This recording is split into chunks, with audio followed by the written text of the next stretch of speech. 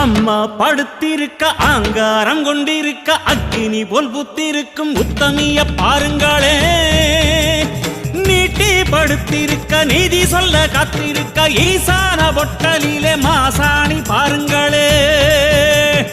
அம்மா படுத்திருக்க ஆங்காரம் கொண்டிருக்க அக்கினி போல் புத்திருக்கும் உத்தமிய பாருங்களே. நீட்டி படுத்திருக்க நீதி சொல்ல காத்திருக்க ஈசான பொட்டலிலே மாசாணி பாருங்களே.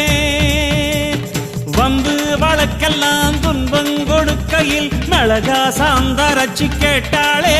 நாம கலங்காம மாசாணி காத்தாளே.